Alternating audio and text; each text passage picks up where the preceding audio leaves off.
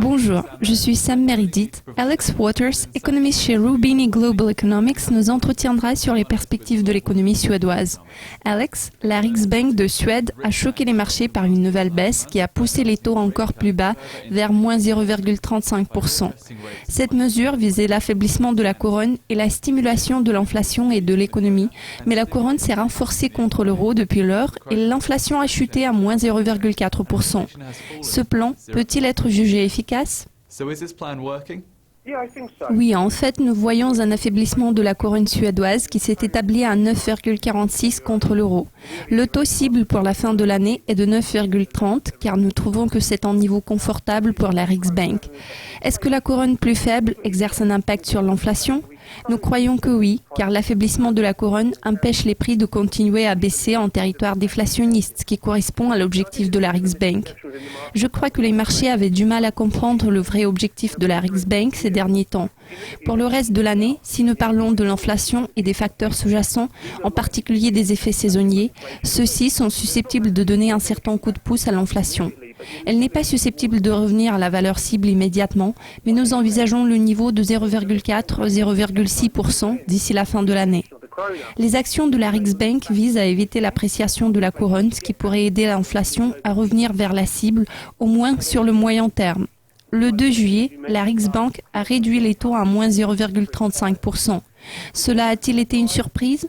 Non, pas forcément, car nous nous attendions à un changement structurel à cause de la saga grecque. Compte tenu de tous les événements, la Riksbank a dû intervenir comme toutes les autres banques centrales. Chez Roubini Global Economics, nous croyons que c'est une vraie guerre des devises par procuration qui permet aux banques centrales d'élargir leur bilan. Sinon, la couronne se serait appréciée. C'est logique parce que quand la Banque nationale suisse a abandonné son cours plancher le 15 janvier, elle a mis la banque danoise sous pression et nous croyons que la Riksbank ne voulait pas inciter les investisseurs à acheter la couronne. Il faut se rendre à l'évidence. En abaissant le taux directeur, ils ont suivi la Banque nationale suisse et la Banque centrale danoise parce qu'ils voulaient avoir des courbes plus élevées. Alors ils ont décidé de lancer leur propre assouplissement quantitatif.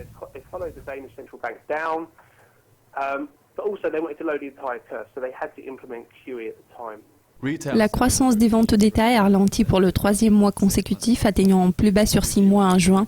La croissance d'année en année est de 3,8%. Comment cette tendance à assouplir la politique se reflète-t-elle sur l'activité économique globale en Suède?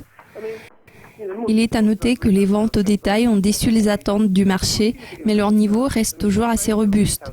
Je préfère ne pas accorder trop d'importance à ces chiffres. Ils témoignent de ce que la situation financière des ménages reste très bonne malgré la détérioration de la confiance des consommateurs, à en juger d'après les données de l'enquête la plus récente. Il est plus important de suivre l'évolution du PIB plus tard cette semaine.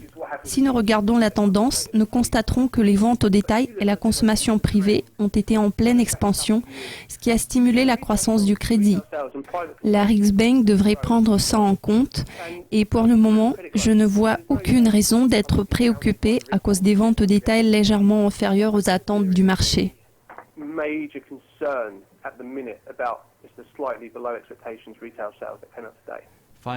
Finalement, quel genre d'indicateur pourrait avoir un impact significatif sur la couronne, à votre avis? Nous croyons que la Riksbank a décidé de se concentrer sur la couronne plutôt que sur les facteurs internes, afin d'être en mesure de prévenir ou de compenser des changements structurels importants en termes de taux de change, surtout contre l'euro, étant donné que la zone euro est le plus grand partenaire commercial de la Suède. La question est de savoir si ce qui se passe à l'échelle régionale et mondiale peut stimuler l'appréciation fondamentale de la couronne. Par exemple, nous avons vu que la Grèce a influencé la décision de la Riksbank de couper les taux le 2 juillet parce que les marchés avaient pas mal de doutes là-dessus et c'est seulement après le référendum grec qu'ils ont pris cette décision. Par conséquent, les incertitudes pourraient générer des changements structurels dans le taux de la couronne en la poussant plus haut contre l'euro.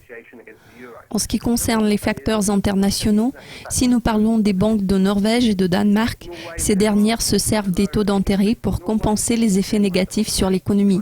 En l'occurrence, la Norvège essaie de compenser la baisse des prix du pétrole et la Norges Bank envisage une réduction supplémentaire plus tard cette année. Les taux de prêt vont mettre la couronne sous pression. On dirait que le Danemark s'abstiendra de relever les taux à moyen terme. En toute logique, l'assouplissement quantitatif de la Banque centrale européenne est susceptible de se prolonger bien au-delà de septembre 2016 et donc cela nous amène à croire que la Riksbank va probablement poursuivre son programme d'achat d'actifs au-delà de septembre 2015. Si la Riksbank mettait un terme à son programme d'achat d'actifs, ça renforcerait la couronne suédoise. Alex, je vous remercie de votre participation. Restez à l'affût de l'actualité financière sur Dukascopy TV tout au long de la semaine. Au revoir.